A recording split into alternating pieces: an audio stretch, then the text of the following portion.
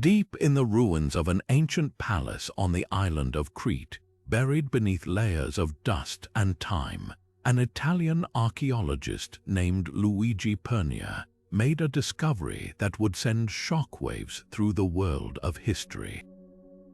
It was 1908, and as his team carefully brushed away the dirt from the floor of the Phaistos Palace, something extraordinary emerged. A small, round clay disc about the size of a dinner plate, covered on both sides with swirling, spiraling symbols unlike anything ever seen before. In that moment, the Phaistos Disc was born into the modern world, and with it, a mystery that has stubbornly refused to be solved for over a century. What makes this unassuming clay artifact so captivating? Imagine holding an object covered in strange, stamped symbols, 45 distinct characters in total, arranged in tight spirals that seem to whisper secrets from a forgotten language. Scholars have pored over every inch of this disc, tracing its symbols, debating its purpose, and wrestling with one relentless question: what does it say? Some believe it's a religious hymn, others argue it's a list of names, and a few even suggest it could be an ancient game. But here's the thing, no one truly knows. Despite countless attempts, the script remains undeciphered, locking away its message like a vault with no key. And that's just the beginning. The Phaistos Disc isn't just a linguistic enigma, it's an archaeological puzzle wrapped in layers of controversy. Who created it? Why was it made? How did its unique symbols, stamped so precisely into the clay, come to exist in a world where writing was still in its infancy? Over the next 25 mysteries, we'll uncover the strange theories, the heated debates, and the tantalizing clues that surround this ancient artifact. From its disputed origins to the eerie silence of its undeciphered script, we'll piece together the story of a disc that shouldn't exist yet somehow does. So settle in, because what follows is a journey into one of history's most enduring riddles, one that continues to defy explanation even now. The moment Luigi Pernier's team uncovered the Phaistos Disc, they knew they were holding something extraordinary. Nestled in the ruins of the Minoan palace, this small, unassuming artifact, roughly 6 inches in diameter and just over half an inch thick, bore the marks of a civilization lost to time. Both sides of the disc were meticulously stamped with symbols arranged in tight, inward spiraling rows, like a coiled serpent hiding its secrets. Unlike the rough etchings or brushstrokes typical of ancient inscriptions, these symbols were pressed into the clay with remarkable precision, as if whoever made them had access to a tool or technique far ahead of their time. The sheer strangeness of the disc sent a ripple of excitement through the archaeological community. Here was an object that defied easy classification. The symbols weren't crude drawings or simple markings, they were clearly part of a deliberate system, a language or code frozen in clay. 45 unique characters repeated across the spirals, some resembling human figures, animals, and abstract shapes, yet none matching any known script from the ancient world.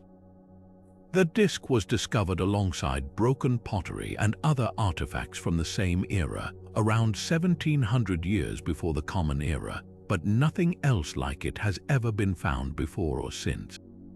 What made this discovery even more puzzling was the method of its creation. The symbols weren't carved or painted, they were stamped, pressed into the clay with individual seals, almost like a primitive form of printing.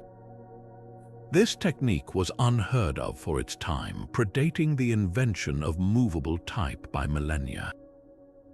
Who had the ingenuity or the need to create such a sophisticated method just to inscribe a single disc? And why was it left behind in the ruins of Phaistos, waiting centuries to be unearthed? From the very beginning, the Phaistos Disc didn't just challenge what we knew about ancient writing, it pushed archaeologists to reconsider the limits of Bronze Age innovation. The symbols adorning the Phaistos Disc aren't just mysterious, they're a cryptographer's nightmare wrapped in clay. Spread across both sides, 241 individual marks form a winding spiral of 45 unique characters, each painstakingly stamped into the surface. Some look like crude depictions of everyday objects: a walking man, a plumed headdress, a fish, even what might be a ship or a dagger. Others are more abstract, geometric shapes that resist easy interpretation. At first glance, you might think these symbols resemble hieroglyphs or early pictograms, but here's the twist. They share almost no clear connection to any other known writing system from the ancient world. This isolation is what makes the disc so frustrating for linguists. Take Linear A and Linear B, two other scripts found in Minoan and Mycenaean ruins. Linear B, discovered decades after the disc, was eventually deciphered in the 1950s, revealing an early form of Greek used for administrative records. Linear A, its predecessor, remains unsolved but at least shares some characters and structure with Linear B, giving researchers a foothold. The Phaistos Disc, though, it's in a league of its own. No overlapping symbols, no similar grammar, no parallel text to compare it to. Just a solitary artifact standing silent against centuries of scrutiny. That hasn't stopped experts from trying. Cryptographers, archaeologists, and even amateur codebreakers have thrown everything they've got at the disc, from statistical analysis to pattern recognition algorithms. One theory suggests the symbols represent syllables, forming a phonetic language. Another proposes they're logographic, where each mark stands for an entire word or concept. Some have even claimed to crack it, pointing to translations ranging from religious hymns to merchant inventories, but none of these interpretations have gained widespread acceptance. The problem, without more examples of the script or a bilingual inscription to act as a Rosetta Stone, every attempt hinges on guesswork. What's even more baffling is how purposefully the disc was made.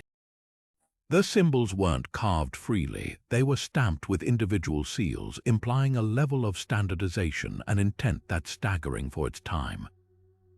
If this was a one-off message, why go to such lengths? And if it was part of a broader writing system, why has no other trace of it ever been found? The Phaistos Disc doesn't just resist translation, it taunts us with the possibility that an entire language, a whole way of communicating, might have vanished without a whisper.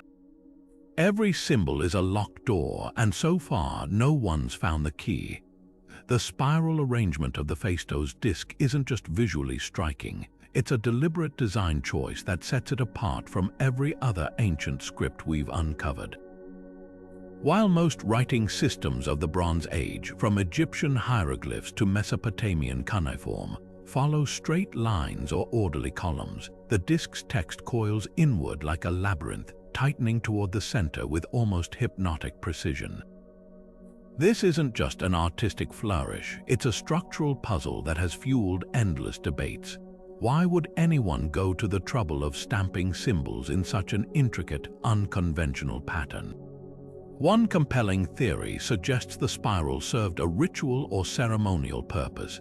Imagine holding the disc during a sacred rite, turning it slowly as you read aloud, the act of navigating the winding text becoming a physical meditation, mirroring the cyclical rhythms of nature or the passage of time. Some researchers propose it might even function as a calendar, with each symbol representing a day or lunar phase, the spiral's turns marking the progression of seasons.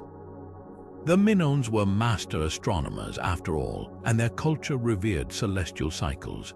But here's the catch: without understanding the symbol's meanings, we can't confirm whether the spiral's layout holds mathematical or temporal significance. It remains a tantalizing what if. Then there's the question of how to even read the thing. Scholars are divided. Should you start at the outer edge, tracing the symbols clockwise toward the center, or does the spiral unfold counter-clockwise like the coils of a nautilus shell? The direction matters immensely. Flip it, and you might invert the entire message. Some point to the slight tilt of certain symbols, arguing they subtly indicate orientation, while others counter that the disc's creators might have intentionally obscured the reading order to encode secrecy. It's as if the disc's design is a riddle layered atop its already inscrutable script. And what if the spiral was purely an aesthetic choice? The Minoans were renowned for their love of intricate designs, frescoes of dolphins leaping in curves, pottery adorned with swirling ocean waves. Could the disc be an early example of art blended with communication, where form and function intertwine? Or perhaps the spiral was practical, allowing more text to fit compactly onto the disc's small surface. Every explanation raises new questions, leaving us to wonder whether the spiral's true purpose was utilitarian, sacred, or simply a stroke of creative genius lost to time. One thing's certain, the Phaistos Disc doesn't just hide its message in symbols, it wraps them in a shape that defies convention, ensuring its mystery endures. The manufacturing technique behind the Phaistos Disc isn't just an archaeological curiosity, it's a technological anomaly that upends our understanding of Bronze Age innovation. Each symbol on the disc wasn't carved or drawn by hand, but pressed into the clay using individual seals, creating sharp, uniform impressions with mechanical precision. This method, resembling a primitive form of printing, predates the invention of movable type in East Asia by more than 2,500 years and Gutenberg's printing press by over 3 millennia. For an artifact dating to roughly 1,700 years before the Common Era, such a technique shouldn't exist, yet here it is, preserved in fired clay. This raises a jaw-dropping question. Was the Phaistos Disc part of a larger production system? The uniformity of the symbols suggests the seals were reused, hinting at possible mass production. Could there have been multiple discs circulating in Minoan Crete, each stamped with standardized characters for administrative or religious purposes? If so, why has only one ever been found? The palace ruins at Phaistos yielded no other stamped texts, no discarded seals, not even fragments of similar artifacts. This isolation makes the disc either a lone experiment or a ghostly survivor of a lost tradition. Then there's the matter of intent. Creating reusable stamps implies forethought. Someone designed these symbols not just to communicate but to replicate. Was this the work of a single ingenious scribe or evidence of an organized workshop specializing in this technique? Compare it to linear tablets where scribes freely penned symbols by hand. The disc's method is rigid, almost industrial, as if efficiency mattered more than artistry. Yet its content remains opaque. Why invest such effort into a message no one seems to have understood, even in its own time? The most tantalizing theory is that the disc represents a forgotten precursor to printing, a fleeting glimpse of what could have been. Imagine a Bronze Age society on the cusp of standardized communication, where stamped symbols might have revolutionized record-keeping only for the idea to vanish, leaving no trace beyond this solitary artifact.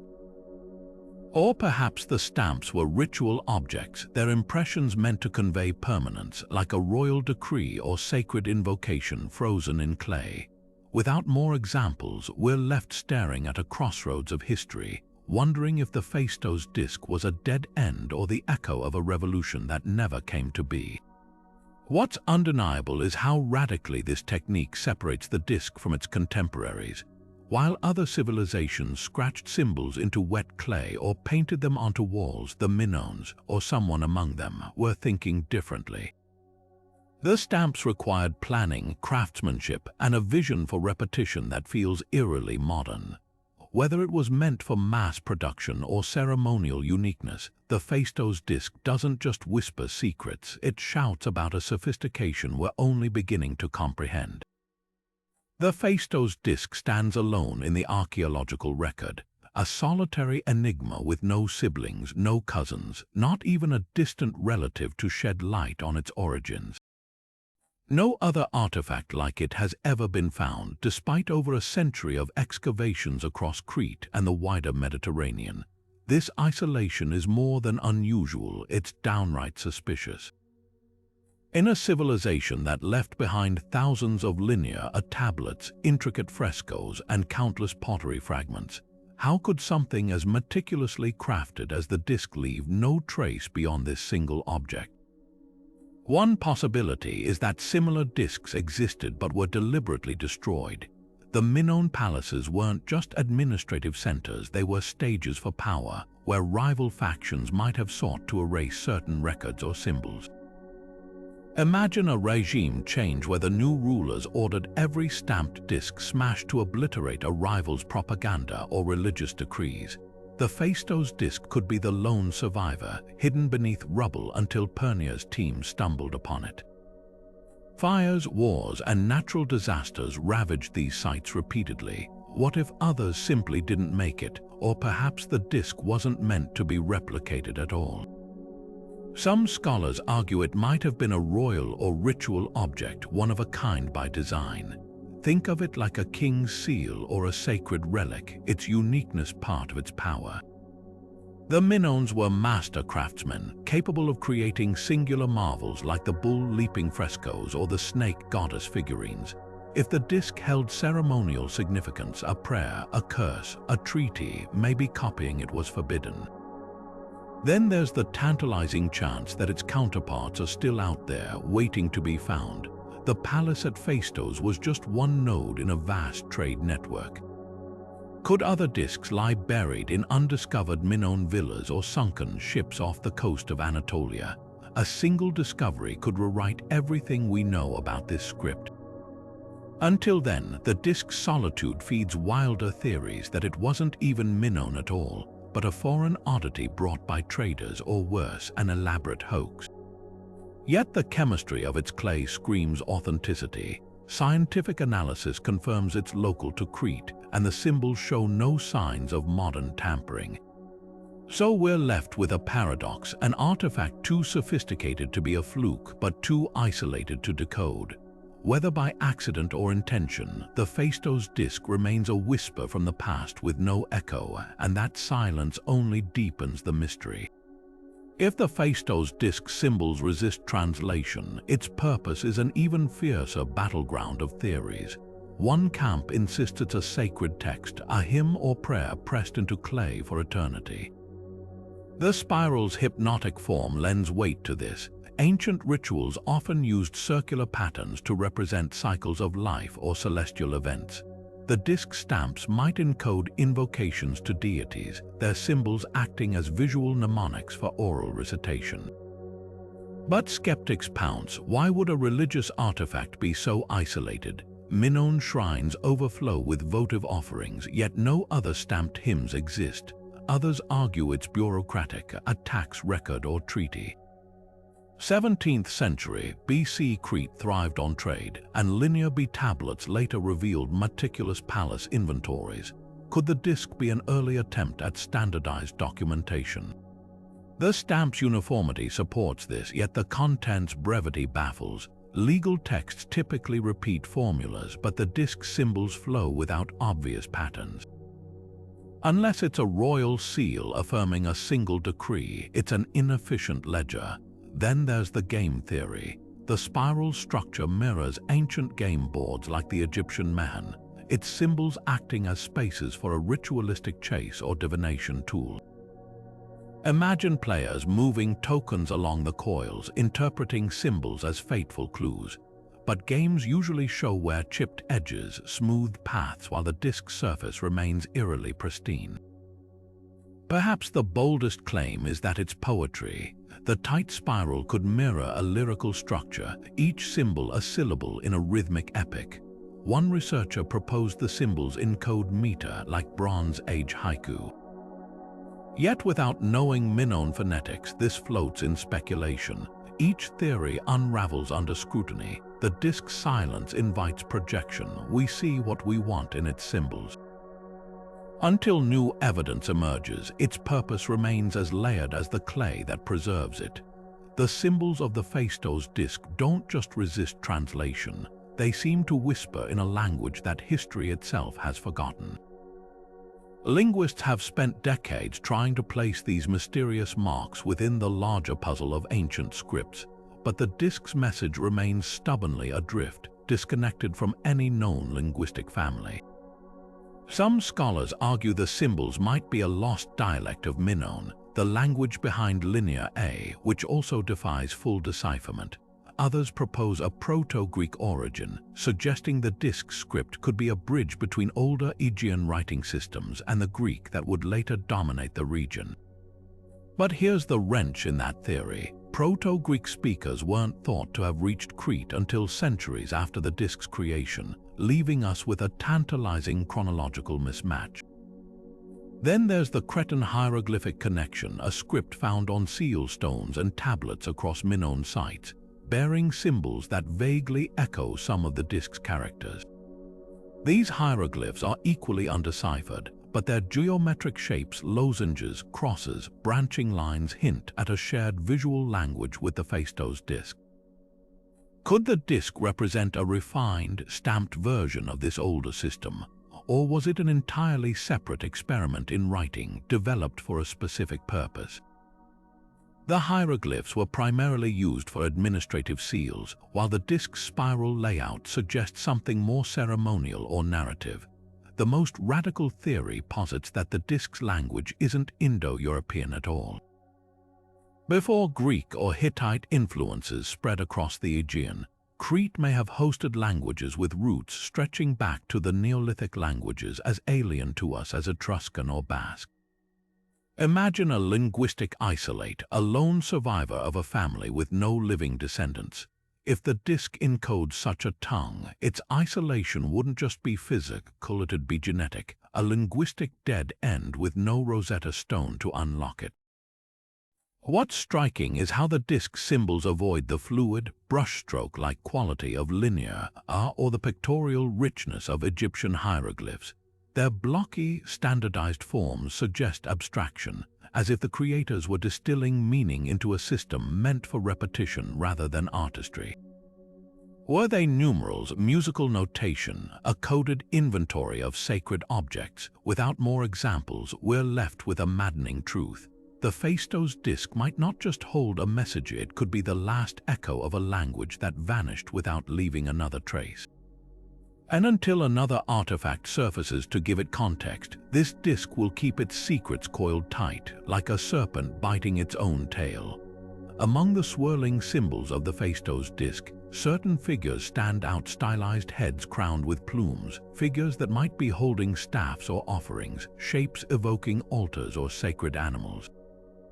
These tantalizing hints have led many researchers down a provocative path. What if the disc isn't just a record but a bridge to the divine? The Minoans were a people steeped in ritual, their frescoes and shrines overflowing with depictions of goddesses, snake priestesses, and ecstatic ceremonies. If the disc's symbols capture even a fragment of that spiritual world, we could be looking at a prayer etched in clay, a hymn to forgotten gods, or perhaps an oracle's tool for divination.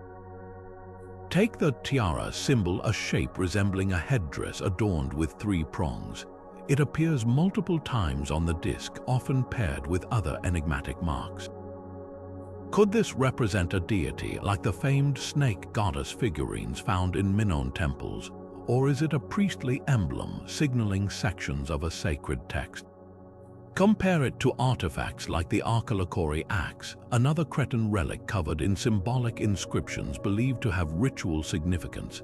The axe's markings, though different from the discs, share that same air of ceremonial mystery. Then there's the shield symbol, a shape echoing the votive offerings left in mountain shrines across Crete, miniature weapons dedicated to the gods. If these symbols are divine vocabulary, the disc might be less a document and more an object of worship itself. The spiral's layout deepens the intrigue. Many ancient cult objects, from Celtic torques to Mesopotamian cylinder seals, use circular designs to evoke cosmic cycles or eternal truths. Imagine the disc placed on an altar, turned slowly during a ceremony as each stamped symbol aligns with candlelight or the turning of the stars. Some theorists suggest it could function like a liturgical wheel, where the act of tracing the spiral becomes a meditative practice, each symbol a step in a sacred dance. The Minoans revered bulls, doves, and serpents, all creatures entangled with the divine. If the disc's animal symbols depict these sacred beings, its text might weave their myths into a tangible form. Yet skepticism lingers. If this was a ritual object, why nowhere from handling? Why no traces of ochre or incense, the hallmarks of votive use? Other Minoan cult tools, libation vessels, writer, even the iconic horns of consecration show clear signs of use. The disc, by contrast, feels pristine, its symbols crisp as the day they were stamped. Could it have been interred hastily, a divine message never delivered? Or is the sacred connection a red herring, our eagerness to find meaning projecting divinity where none existed? The truth might lie between, an object neither wholly mundane nor purely holy, but something stranger, a relic that confounds categorization just as it defies translation. What's undeniable is how the disc symbols echo the visual language of Minoan spirituality. From the caves of Psychro to the peak sanctuaries of Juctas, Crete's sacred sites are dotted with symbols that feel like cousins to those on the disc, abstract yet intentional, as if part of a larger, lost lexicon. Until another artifact emerges to confirm or refute these theories, the Phaistos Disc remains suspended between worlds, a clay enigma that might whisper of gods if only we could hear them.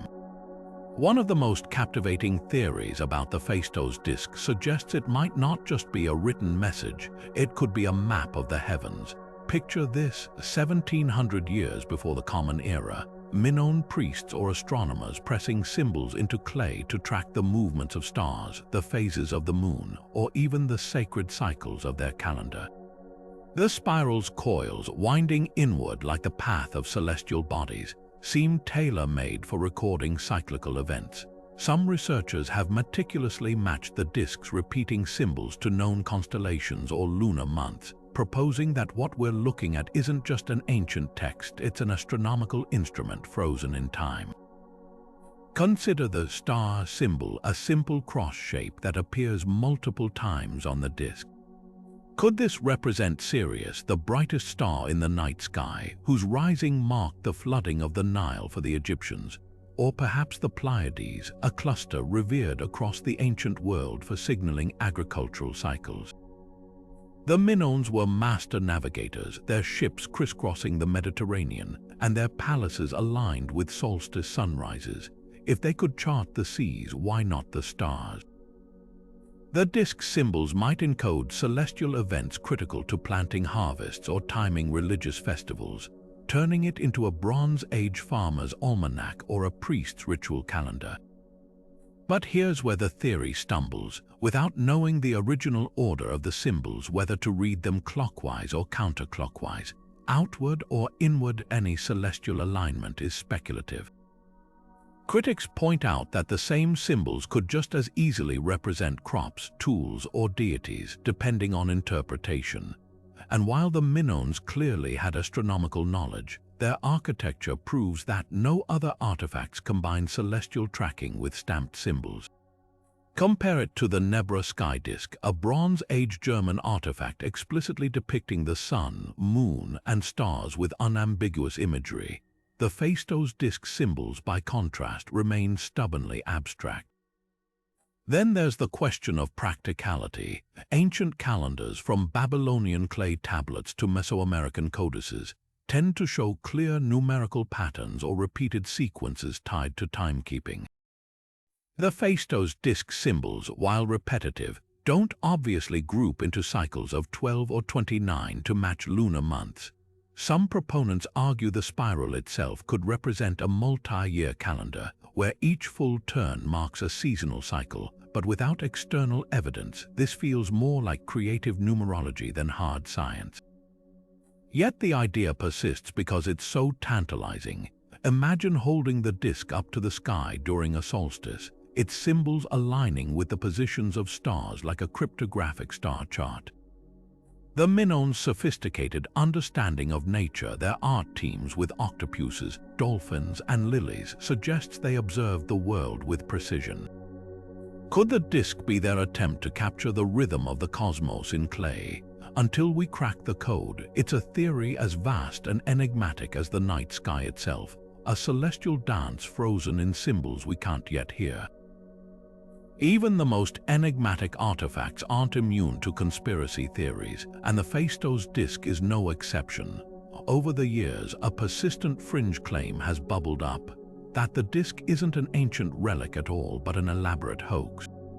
Could Luigi Pernier, the archaeologist who unearthed it in 1908, have fabricated it for fame, or was it a clever forgery planted in the ruins to deceive scholars? On the surface, the idea isn't entirely absurd. History's full of fakes, from the Piltdown Man to the Getty Kuros.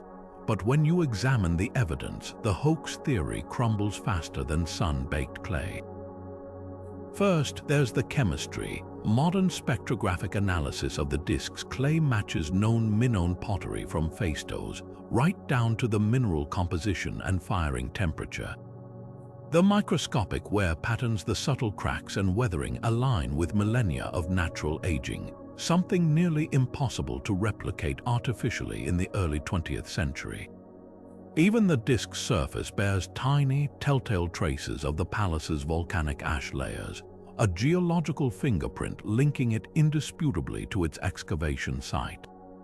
Then there's the craftsmanship. The symbols were stamped using tools consistent with Bronze Age technology. No modern metal implements left their mark. X-rays reveal no hidden wires or anachronistic reinforcements, just the pure, uneven density of hand-worked clay. Even the disc's slight warping, a result of uneven drying, mirrors other Minoan ceramics from the same period.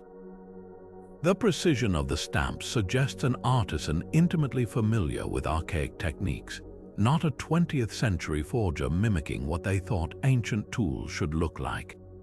Context seals the deal. The disc was found amidst a trove of authenticated artifacts, linear tablets, seal stones, and pottery shards, all stratigraphically placed in the same layer of ruin. No one in 1908 could have predicted the intricate chronology we now understand of Minoan civilization. Pernier himself was a respected archaeologist with no history of fraud, and crucially, he never capitalized on the discovery for personal gain. Unlike notorious hoaxes, the disc didn't emerge with a sensational backstory. It was just another entry in his excavation ledger until its true significance became clear. The clincher: no forger could have invented a script so consistently undecipherable. Modern linguists have run the disc's symbols through every analytical tool imaginable, from pattern recognition algorithms to entropy tests. The results: a coherent structure that follows linguistic rules found in other ancient scripts, rules completely unknown in Pernier's time. A hoaxer would have either copied recognizable symbols or made glaring errors in syntax. Instead, the disc presents a puzzle so genuine it's resisted solution for over a century. So why does the hoax myth linger? Perhaps because the disc feels too extraordinary to be real, a printing press-like artifact millennia ahead of its time. Or maybe it's our discomfort with mysteries that refuse to yield answers, but the evidence doesn't lie. The Phaistos Disc isn't just authentic, it's a testament to how much we still don't know about the ingenuity of the ancient world. And that truth is far more fascinating than any fiction. The Phaistos Disc wasn't created in isolation. Crete in the Bronze Age was a crossroads of civilizations, a bustling hub where Minoan, Egyptian, Anatolian, and even Mesopotamian cultures collided and exchanged ideas. This raises a provocative question. Could the disc's strange symbols be evidence of foreign influence, or is it purely a product of Minoan ingenuity? The debate hinges on Crete's extensive trade networks. Frescoes from Crete show Minoan ships laden with goods, while Egyptian tombs depict Keftiu, likely Cretan envoys bearing tribute. If people and goods were moving, why not writing systems? Take the ship symbol on the disc, a sleek, curved shape resembling vessels painted on Minoan seals. Similar motifs appear in Cycladic art, suggesting shared maritime imagery. But look closer. Egyptian hieroglyphs include a nearly identical ship symbol, used in words like voyage or trade. Could this be borrowing or mere coincidence? The falcon symbol sparks similar debate. birds of prey feature prominently in Egyptian hieratic script as divine messengers, while Minoan art favors doves and swallows. If the disc's bird represents a falcon, it might hint at cultural crossover through trade or diplomacy. Anatolia offers even more tantalizing parallels. Hittite seals from the same era bear geometric designs eerily reminiscent of the disc's abstract stamps, zigzags, rosettes, and stepped patterns that feel like visual cousins. The Hittites also used stamp seals for official documents, a technological echo of the disc's production method. Yet despite these overlaps, no direct matches exist. The disc's symbols remain just out of reach, like fragments of a shared visual language that drifted apart over centuries. Geology adds another layer. The disc's clay is unmistakably Cretan, but its craftsmanship might not be. Some scholars point to the shield symbol's resemblance to Anatolian votive plaques or the tree motif's similarity to Syrian sacred flora. Could a foreign artisan have worked in Phaistos, blending their native symbols with Minoan conventions? Or did Cretan scribes adopt and adapt foreign signs during diplomatic exchanges? The counterargument is fierce. The disc's spiral layout is wholly Minoan, mirroring the labyrinthine designs of Knossos and the coiled motifs on ritual objects. Linear tablets, though undeciphered, show no clear foreign influence. Why would this object be different? Unless new discoveries link the symbols to known scripts abroad, the disc may simply reflect Crete's unique artistic vocabulary, a language of forms developed independently. What's undeniable is how the disc encapsulates Crete's role as a cultural sieve, absorbing and transforming ideas from across the Mediterranean. Whether its symbols are borrowed, invented, or something in between, they remind us that innovation rarely happens in a vacuum. Sometimes, the most mysterious artifacts are those that stand at the crossroads of worlds. The symbols of the Phaistos disc don't exist in a vacuum. They share haunting similarities with another unsolved script from ancient Crete, Linear A. Found on clay tablets and ceilings across Minoan sites, Linear A was the island's primary administrative script for centuries before being replaced by Linear B. At first glance, the two scripts look nothing alike. Linear A's flowing, brushstroke-like characters contrast sharply with the disc's blocky, stamped symbols. But dig deeper and curious parallels emerge. Several symbols appear almost identical. A looping boat shape, a branching tree motif, even a zigzag that could represent water or mountains. These overlaps have fueled a contentious theory that the Phaistos disc isn't an outlier but part of a larger Cretan script family, with Linear A as its cousin or descendant. Proponents of this link point to the libation jug symbol, a recurring shape in Linear A that looks strikingly like one of the disc's most common characters. On Linear A tablets, this symbol often appears alongside quantities of goods, suggesting it might mark offerings or allocations. If the same symbol on the disc carries a similar meaning, it could hint at a shared vocabulary between the scripts. Even more compelling is the numerical system. Both Linear A and the disc group symbols in repeating sequences that could denote numbers, with certain marks possibly acting as dividers or classifiers. This structural resemblance implies the disc's creators weren't inventing a system from scratch. They might have been adapting or simplifying an existing one. But here's where the theory hits friction. Linear A's symbols number over 80, nearly double the disc's 45, and its texts follow a linear left-to-right form at worlds apart from the disc's spiral. Could the disc represent an early, experimental offshoot, a kind of shorthand for ritual or specialized use? Some scholars propose it's a ceremonial variant, like how medieval monks used ornate scripts for religious texts while keeping mundane records in simpler handwriting. Others argue the shared symbols might be logograms, standardized signs for common items like wheat or oil, while the rest of each script developed independently. Without knowing what either script actually says, it's like comparing two unknown languages based solely on their alphabets sharing a handful of letters. The biggest obstacle is time. The earliest known linear tablets date to around 1800 years before the Common Era, while the disc emerges centuries later. If the disc descended from Linear A, why does it look more archaic, with symbols closer to Cretan hieroglyphics? One provocative idea flips the relationship.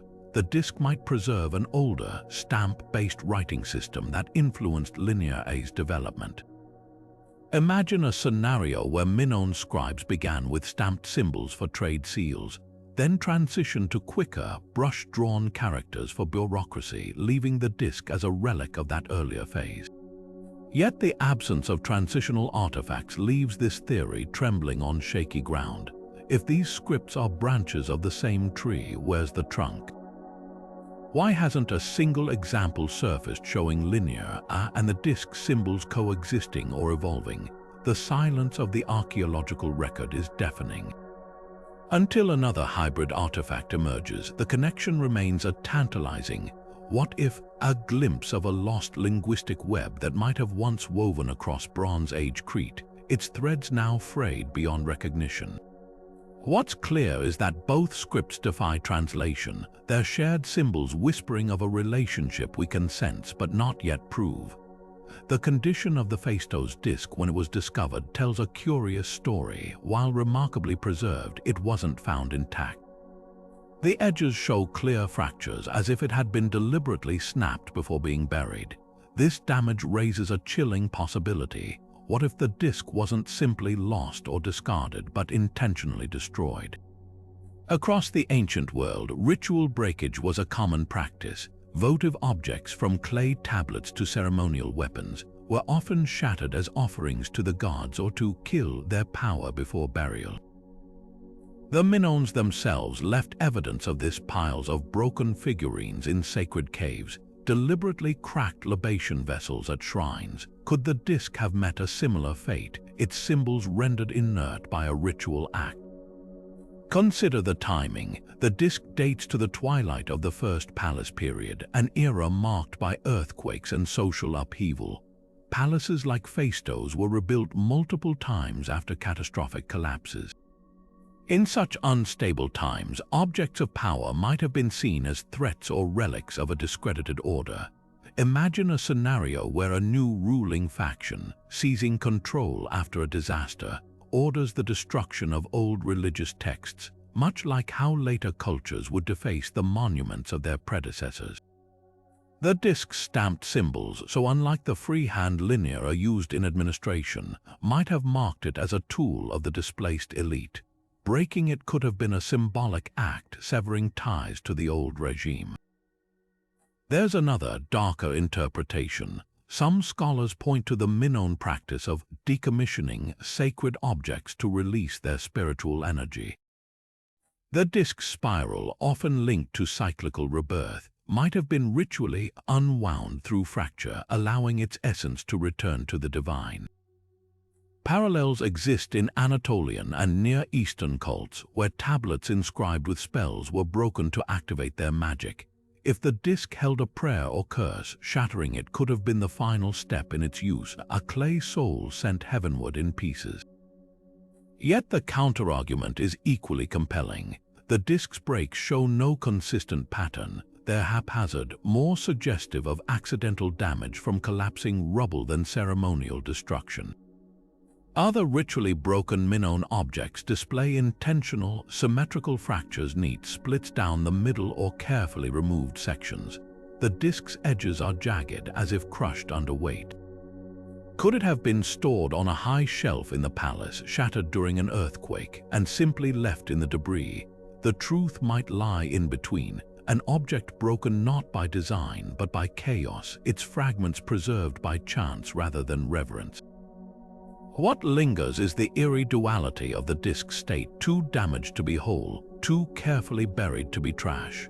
Whether shattered by human hands or natural forces, it embodies a paradox, an artifact crafted with precision, yet left incomplete, as if its makers knew its journey would end in fragments. In that sense, perhaps the disc's greatest mystery isn't its message, but its silence, a story interrupted mid-spiral, waiting for us to piece it back together.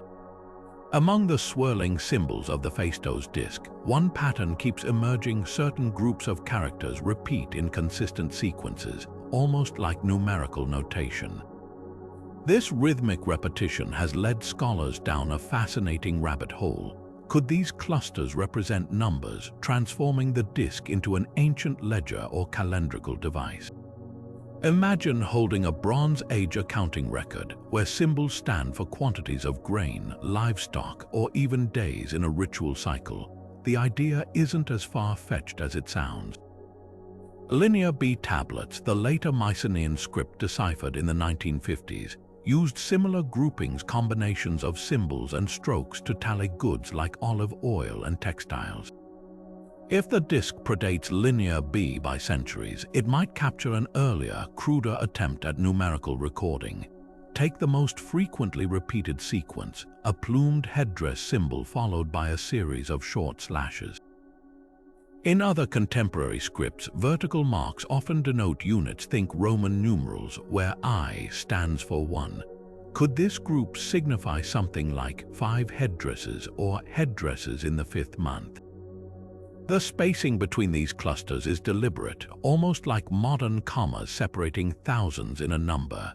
Some researchers have even mapped the sequences to known Minoan trade commodities: figs, wool, bronze ingots found in linear tablets.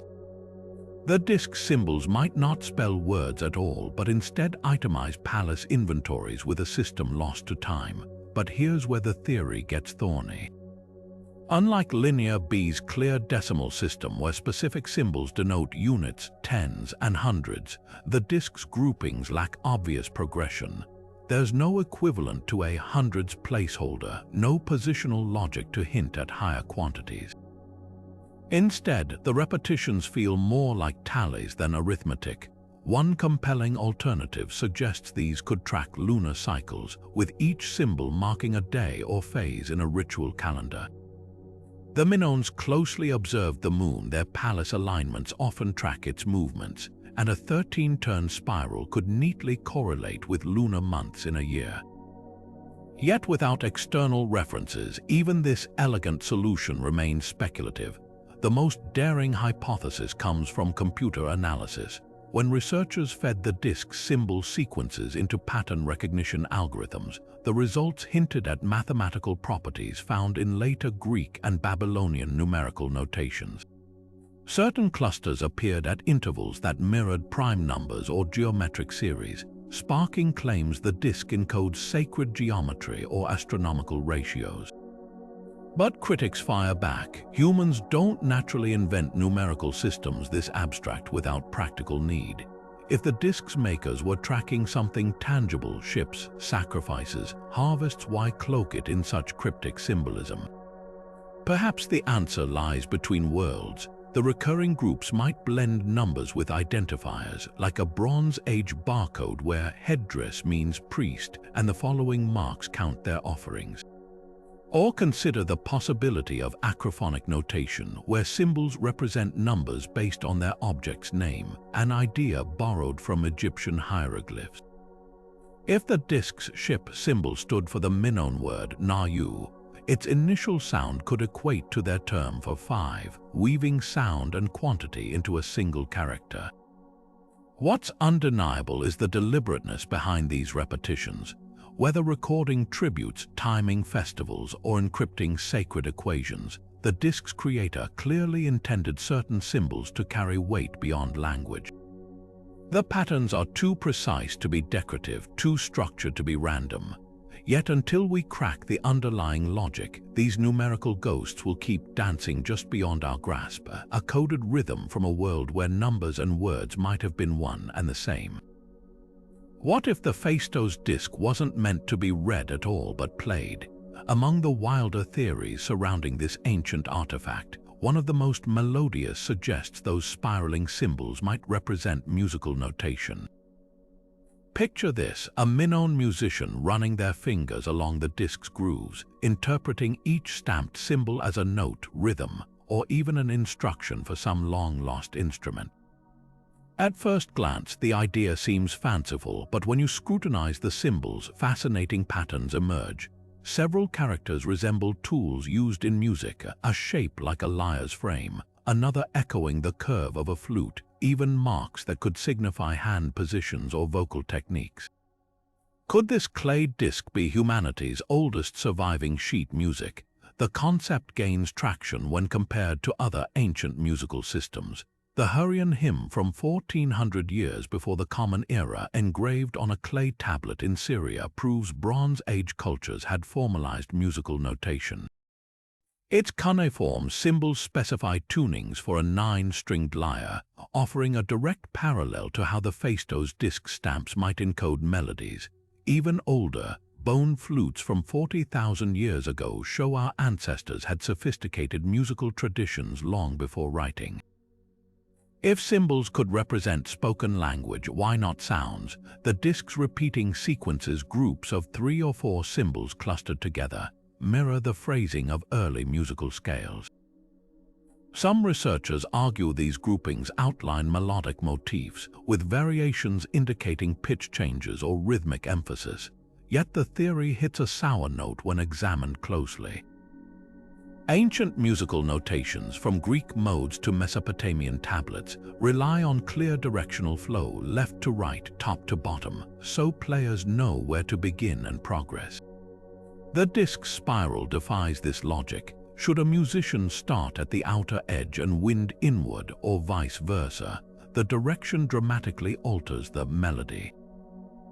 Worse, no known Minoan instruments match the disc's implied complexity. Their lyres and pipes were simple, unlikely to require such elaborate notation.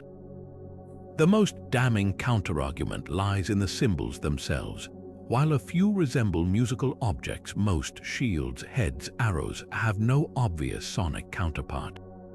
Translating these into notes requires creative leaps that verge on wishful thinking. Compare it to the Sekillo's epitaph, a 2,000-year-old Greek tune with unambiguous notation marking pitch and rhythm. The Phaistos Disc symbols lack this clarity, leaving translations to range from haunting modal scales to atonal noise, depending on the interpreter's biases. Perhaps the truth strikes a middle chord. If not pure sheet music, the disc might blend musical cues with textual meaning, a liturgical guide where symbols denote both words and accompanying chants. We see this in medieval neumes, where squiggles above lyrics hint at melody without precise notation. Alternatively, the disc could be a musical map for ritual dances, its spiral mirroring ceremonial movements synchronized with drum beats or flute trills. Imagine priests circling an altar, each turn aligning with a symbol's intended sound or step, until a Minoan lyre is unearthed with matching symbols etched into its frame. The musical theory remains an alluring but unproven hypothesis, a symphony of possibilities waiting for its first definitive note. What lingers is the tantalizing thought that we might not just be missing the disc's message, but its melody, a song silenced by time that once echoed through Crete's sunlit courtyards. Could the Phaistos Disc be more than a linguistic puzzle? Could it be a relic from a civilization so advanced its very existence has faded into myth? The idea isn't as far-fetched as it sounds. Crete's Minoan culture, which thrived over 3,500 years ago, displayed technological and artistic sophistication that still astonishes archaeologists.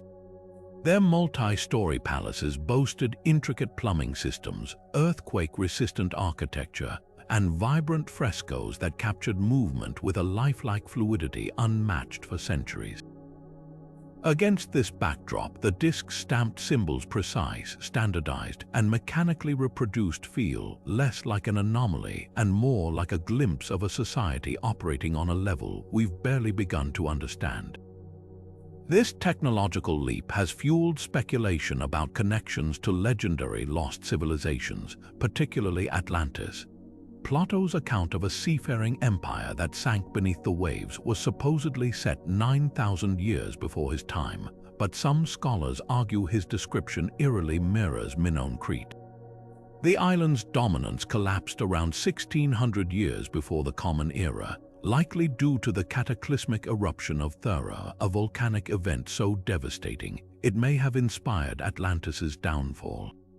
If the Minoans were Plato's inspiration, the Phaistos Disc could represent a shard of their forgotten knowledge. Imagine a culture capable of mass-producing stamped text centuries before the concept appeared elsewhere. What other innovations might they have had that left no trace? Yet the disc's isolation complicates this narrative.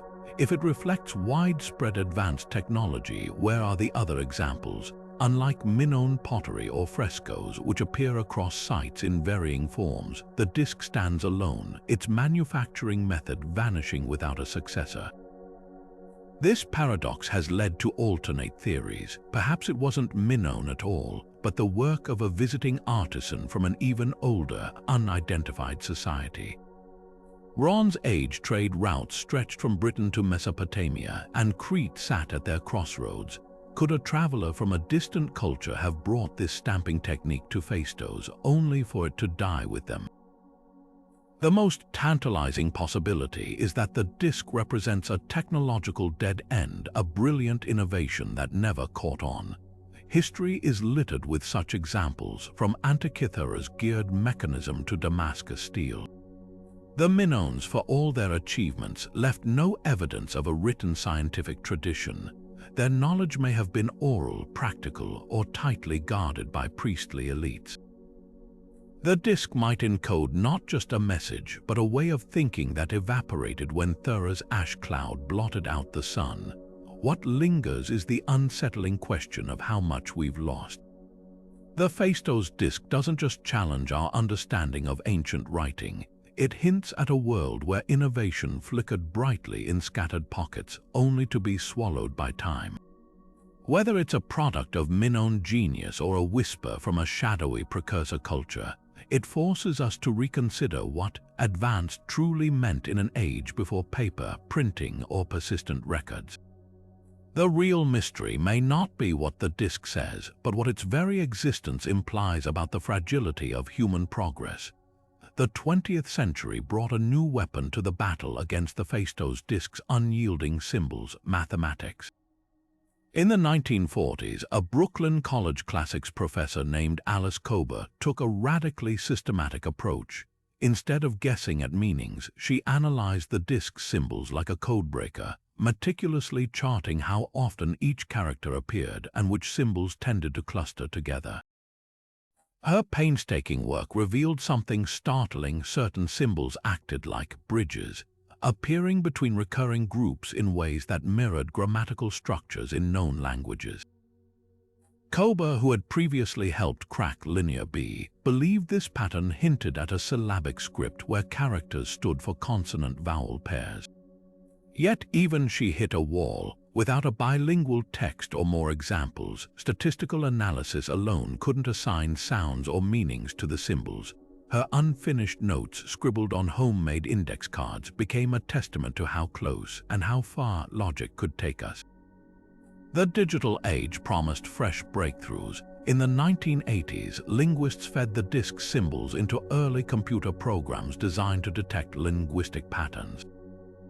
The algorithms flagged repeating sequences that might represent names or titles, and even suggested possible word divisions, but the results were frustratingly vague.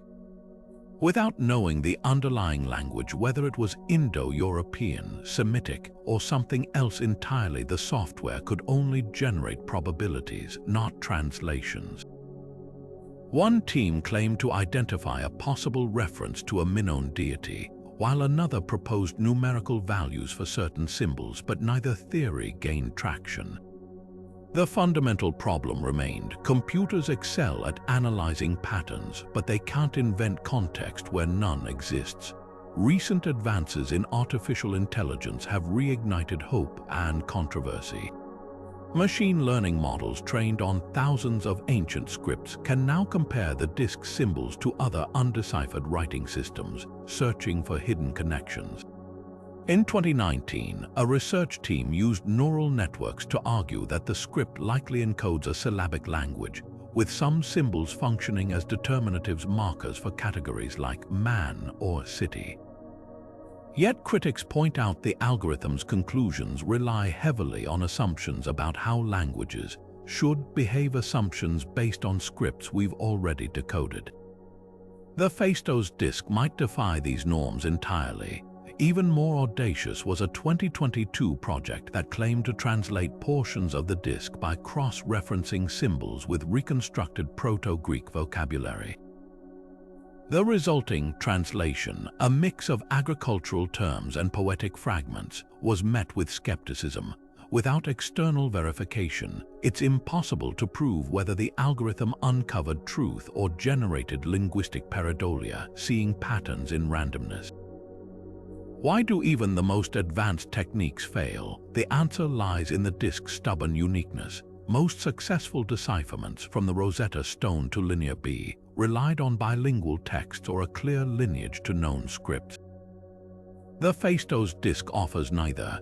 Its symbols share no verifiable links to other writing systems, and its brevity, just 241 signs, provides too little data for statistical certainty. AI struggles with tiny datasets, and human intuition falters without cultural context. We're left with a paradox. The disc's stamped precision suggests it was meant to communicate clearly, yet its message is locked behind a door for which we've never found, or perhaps even recognized, the key. What these efforts reveal isn't just the limits of technology, but the depth of our curiosity. Each failed attempt, from Koba's index cards to silicon brains, inches us closer to understanding not just the disc, but the boundaries of human ingenuity. The real breakthrough may come not from smarter algorithms, but from the unearthing of another artifact, a second disc, a clay tablet, even a potsherd that finally offers the missing thread. Until then, the Phaistos Disc remains a mirror, reflecting back our own determination to hear voices silenced by millennia. Could those cryptic symbols on the Phaistos Disc hold the echoes of ancient worship? Among the stamp impressions, several striking shapes leap out: a stepped structure resembling a Minoan altar, a figure with arms raised as if in prayer, and what might be a ceremonial vessel or offering table. These symbols don't just suggest religious content, they mirror imagery found in the vivid frescoes of Knossos and Phaistos, where priests and priestesses presided over rituals that blurred the lines between the human and the divine. Look closely at the so-called altar symbol. Its tiered design matches excavated stone platforms in Minoan peak sanctuaries, where votive offerings of clay figurines and precious goods were left for the gods. The recurring headdress motif echoes the flounced skirts and ornate crowns worn by female figures in procession frescoes, their hands clutching snakes or sheaves of grain. Even the disc's spiral layout may be more than decorative. It could mimic the labyrinthine dance floors of Minoan shrines, where circular movements were thought to channel celestial energies. The parallels grow deeper when you examine Minoan votive objects.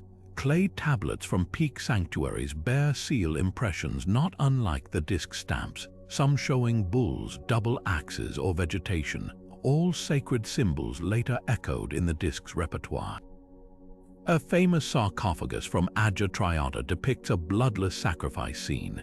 A priestess pours libations over an altar while musicians play, and the symbolism, chalices, altars, procession, feels hauntingly similar to groupings on the disc.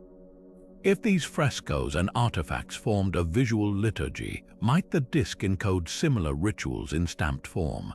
The repetitive sequences could mark refrains in a hymn or the cyclical rhythm of festivals tied to planting and harvest. Consider, too, the disc's potential as a tactile ritual object.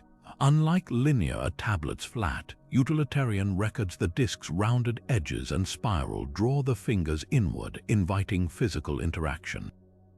Rotating it during ceremonies might have allowed priests to unscroll sacred words without breaking the ritual's sacred circle, each turn revealing another layer of invocation.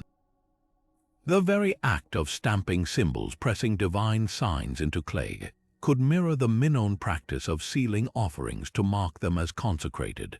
What if the disc wasn't meant to be read silently, but activated through touch and recitation? its symbols serving as prompts for chants or gestures now lost to time. Yet contradictions linger. If this was a temple relic, why no traces of ochre or oil from handling? Why bury it amid palace debris rather than enshrine it?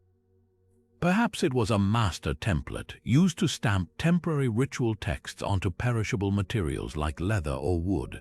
Or maybe its destruction, those fractured edges, was part of its purpose, shattered to release prayers heavenward like clay censers broken after use. The disc's greatest irony may be that an object so tactile and precise refuses to yield its sacred context, leaving us to trace the ghosts of ceremonies we can scarcely imagine. What if the Phaistos Disc was never meant to be poetry or prayer, but power? Some scholars argue its symbols might encode a royal proclamation, a political treaty, or even a Bronze Age manifesto stamped into permanence by Minoan rulers. Imagine it as the ancient equivalent of a king's seal pressed into wet clay, broadcasting decrees across Crete's sprawling palatial networks. The disc's precise, standardized symbols, each painstakingly replicated with individual stamps, hint at centralized control, as if designed for unambiguous authority rather than artistic flourish.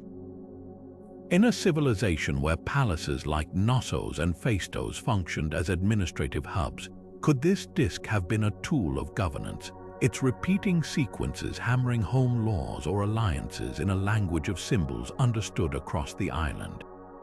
The argument gains traction when you examine Minoan bureaucracy. Linear tablets, though undeciphered, clearly track goods and tributes in meticulous lists. The Phaistos Disc's clustered symbols might serve a similar function, not for olive oil or pottery, but for political edicts. Take the recurring headdress motif. If this represents a ruler or official, its repetitions could denote titles or jurisdictions, like a Bronze Age spreadsheet of territorial claims. The shield symbol might mark military obligations, while the ship could signal naval treaties with coastal cities. Unlike poetic or religious texts, which often vary in structure, political documents thrive on formulaic repetition, exactly the pattern seen in the disc's sequenced groups. Supporters of this theory point to Near Eastern parallels. Hittite emperors used stamp seals to authenticate treaties, their impressions binding vassal states to loyalty. The famous Treaty of Kadesh, etched in hieroglyphs and cuneiform around 1269 years before the Common Era, was copied and distributed across Egypt and Hatti, proof that Bronze Age superpowers understood the power of standardized messaging. If the Minoans engaged in similar diplomacy, the Phaistos Disc could be their version of a multi-part agreement, its stamps ensuring no party could alter the terms. The spiral circularity might even symbolize the eternal binding of an oath, turning endlessly to reinforce its permanence. Yet doubts persist. Why bury a royal decree in palace debris instead of displaying it prominently? Other Bronze Age treaties carved on temple walls or inscribed on metal were meant to be seen. The disc's fragility and size suggest it wasn't for public viewing, but perhaps for archival storage or confidential dispatch. Alternatively, its breaking could signify the annulment of a pact, ritually shattered when alliances shifted. Without corroborating texts, we're left reading political intent into symbols that might equally depict harvest festivals or star charts. The most compelling clue lies in the stamps themselves. Their uniformity implies state oversight, a level of control fitting a centralized authority. If the disc was a prototype for mass-producing edicts, its solitary survival might reflect a system aborted by catastrophe, like the Thera eruption. Or perhaps it was never replicated at all, a one-off experiment in bureaucratic innovation. Either way, it forces us to reconsider Minoan governance not just as administrators of grain stores, but as pioneers of political communication, their ambitions pressed into clay in a language we're still struggling to hear. What if the Phaistos Disc wasn't meant for priests or kings, but for children? Among the more heartwarming theories about this ancient artifact is the idea that it served as an educational tool, a Bronze Age primer to teach writing, numbers, or even moral lessons to young minds. Picture a Minoan child sitting cross-legged in the sunlit courtyard of Phaistos' palace, tracing their fingers along the disc's spiral grooves as a patient instructor explains each symbol. The tactile nature of the stamped impressions, raised and distinct under small fingertips, would make it perfect for sensory learning, while the repetitive sequences could reinforce patterns through memorization. This idea gains traction when compared to other ancient teaching aids. Egyptian schoolboys practiced hieroglyphs on limestone ostraca, cheap, reusable scraps, while Mesopotamian students copied cuneiform signs onto clay tablets in neat columns. The Phaistos Disc stamped symbols, uniform and error-free, might have provided a pristine model for learners to emulate, eliminating the inconsistencies of hand-drawn examples. Even its spiral layout could serve a pedagogical purpose. The winding path forces the eye to follow a deliberate sequence, training focus in a way straight lines wouldn't. The disc's durability fired clay surviving rough handling hints at an object meant for daily use, not fragile ceremonial display. But what would Minoan children have learned from these symbols? Some researchers propose they denote syllables, turning the disc into a phonetic workbook where each stamp corresponds to a sound, like an ancient alphabet wheel. Others see it as a moral fable where symbols like the walking man and shield illustrate virtues such as bravery or piety through visual storytelling. Parallels exist in later Greek culture, where Homer's epics were tools for teaching values alongside literacy. The disc's groupings might even function like flashcard sets, a bird symbol paired with a tree to spark associative memory, just as Athenian children learned word roots through themed lists. Yet skepticism lingers. Why invest in labor-intensive stamped symbols for teaching when simpler methods sufficed? Linear tablets show scribes practicing freehand. Why wouldn't students do the same? And if this was a common educational tool, where are the fragments of worn-out or broken practice discs? The theory's charm clashes with practicality unless the disc belonged to an elite tutor or royal nursery. Its resources beyond ordinary classrooms. Perhaps the truth blends these ideas. The disc could be a master copy, used to press symbols onto softer clay tablets for students to trace, like a medieval printing block.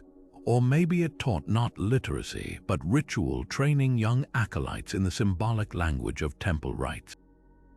The beauty of this hypothesis lies in its humanity.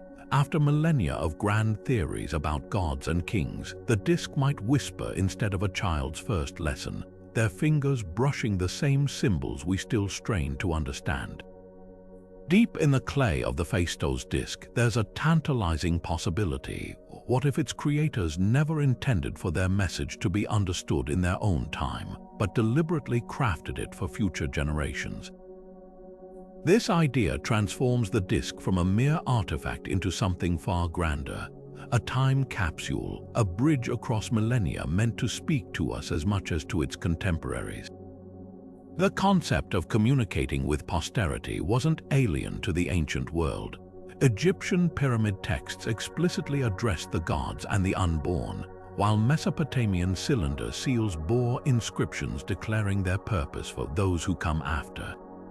Could the Minoans have shared this reverence for legacy, pressing symbols into clay not for immediate use, but as a deliberate act of preservation? Consider the disc's durability. Unlike perishable papyrus or wax tablets, fired clay survives catastrophes, earthquakes, fires, the slow erosion of centuries. The Minoans, with their advanced understanding of materials, would have known this. By choosing clay and stamps over ephemeral alternatives, they may have been signaling an awareness of time's passage, a desire to outlast their own civilization. The symbol's precision adds weight to this theory. Stamping ensured clarity, as if the creators feared hand-carved marks might blur or fade with ages. It's as though they whispered, "This matters, remember us," but why encode a message for the future unless you anticipate being forgotten? The Minoans' abrupt decline, likely triggered by the Thara eruption, suggests they lived with existential precariousness. Their frescoes teem with life, dolphins leaping, saffron gatherers laughing, yet beneath the vibrancy lurks an intimacy with transience. The disc's spiral, endlessly turning yet never repeating, could embody this duality, a celebration of the present paired with a plea for remembrance. Perhaps it wasn't meant to record taxes or hymns, but to say, we were here, we thought, we dreamed, we made. Critics counter that Bronze Age societies lacked such abstract foresight, that time capsules are a modern conceit projected onto the past. Yet look to the megaliths of Stonehenge or the oracle bones of Shang China.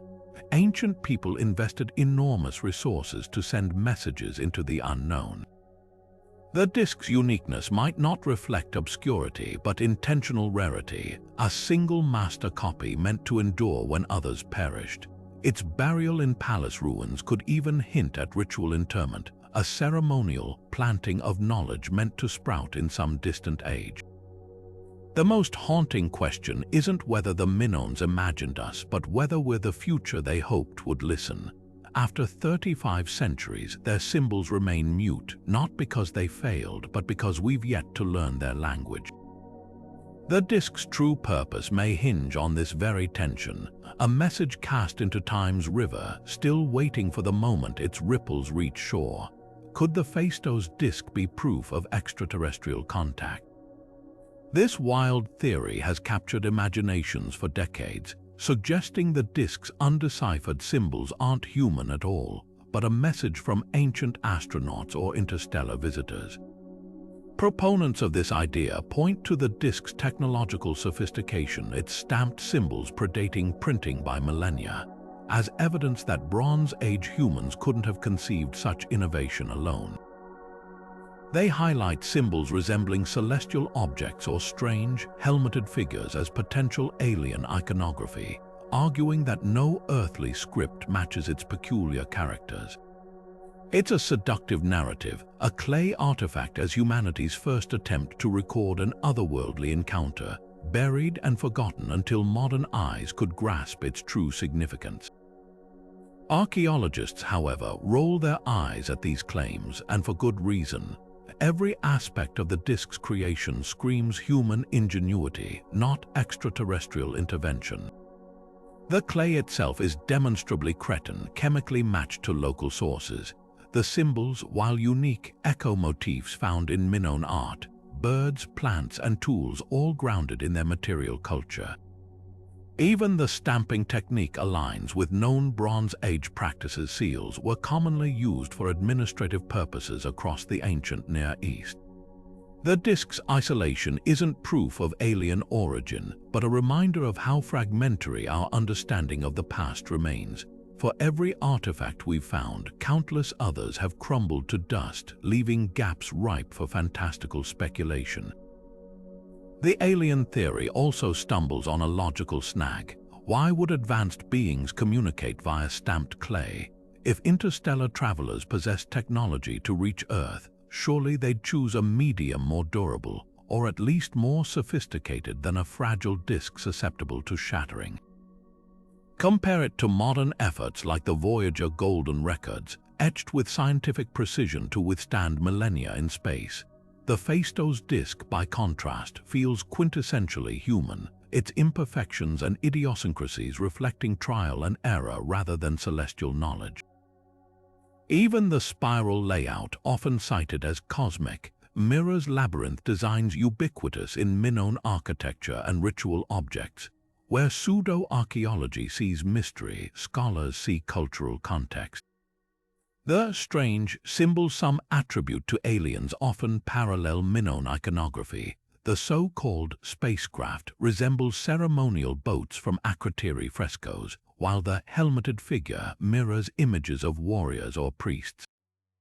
Even the disc's alleged uniqueness fades when you consider other Bronze Age innovations, the Antikythera mechanism's gears, the precision of Egyptian hieroglyphs, all achieved without cosmic intervention.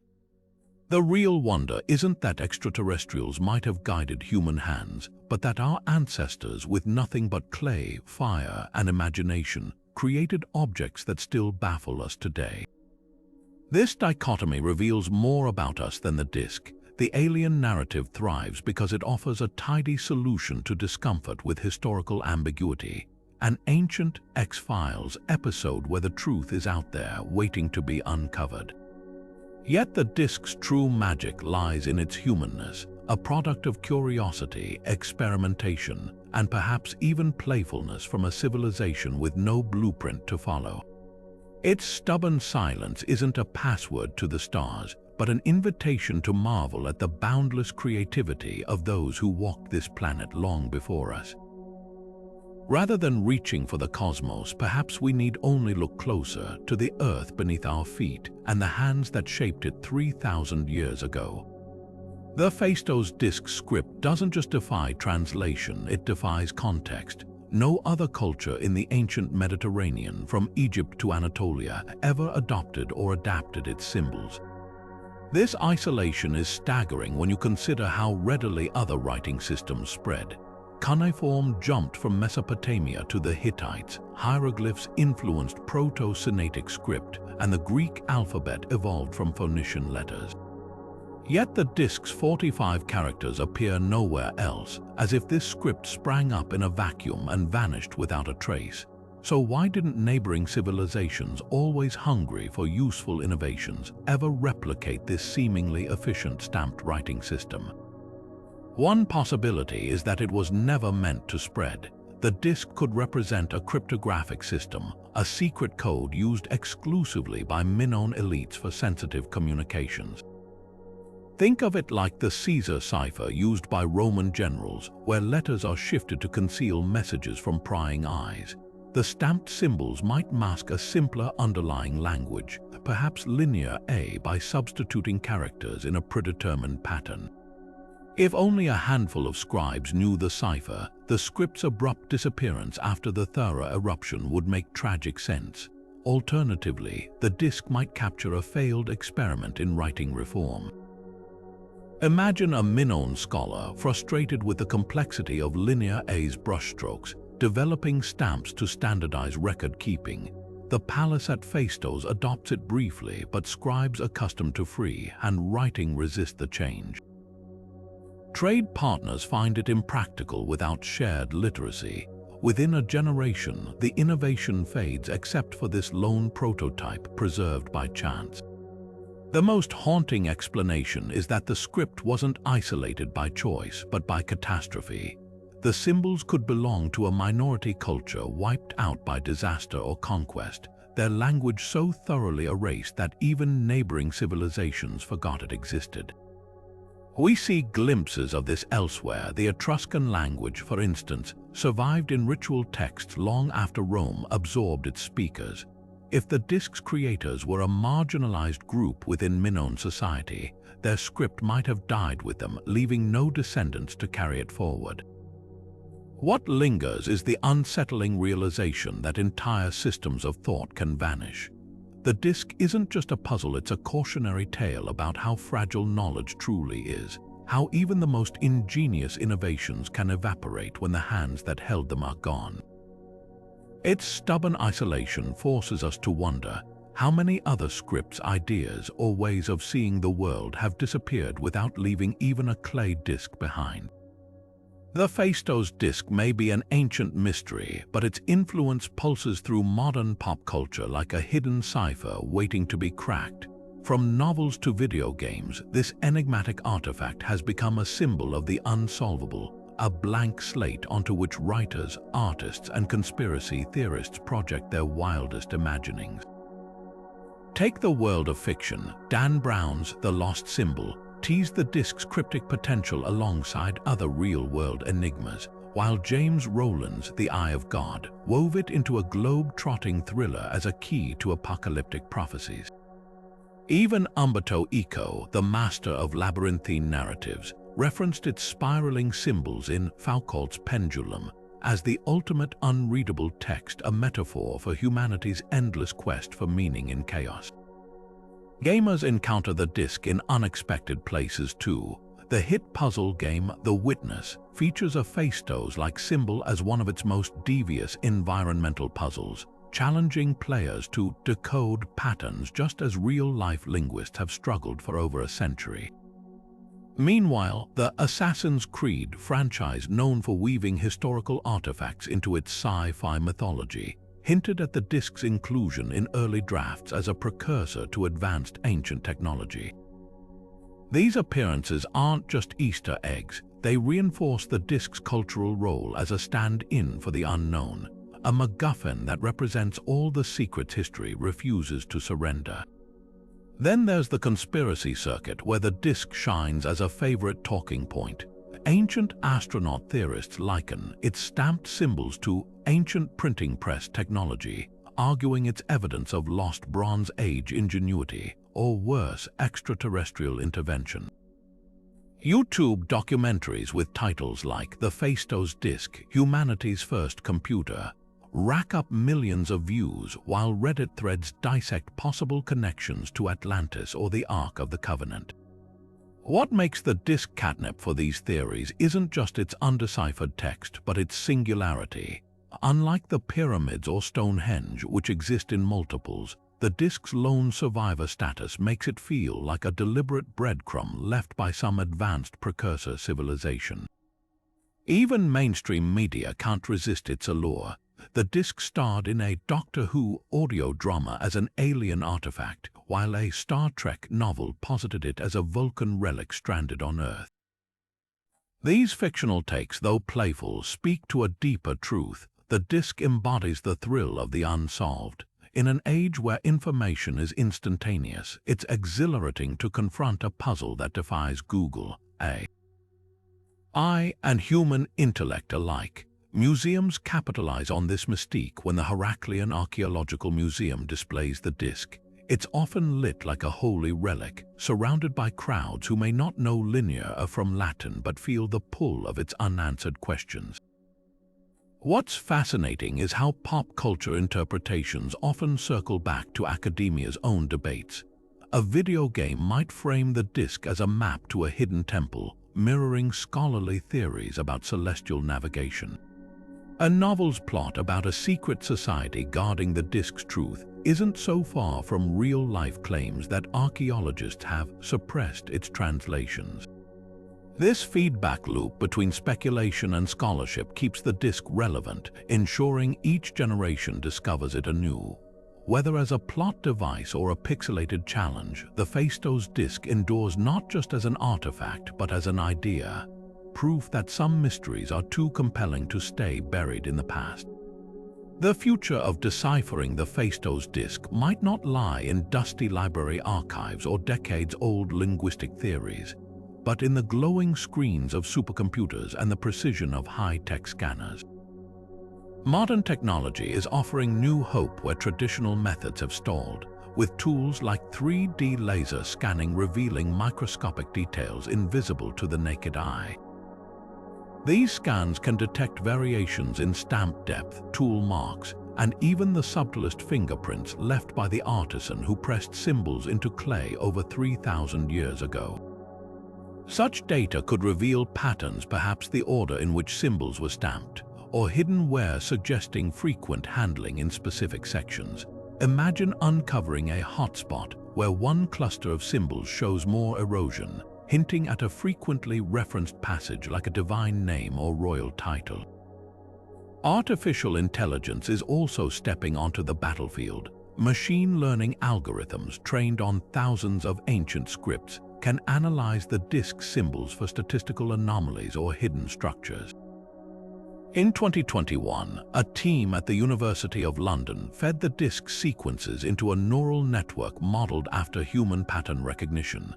The AI didn't translate the script, but it identified previously unnoticed grouping symbols that consistently appear in trios or pairs that might function like grammatical markers.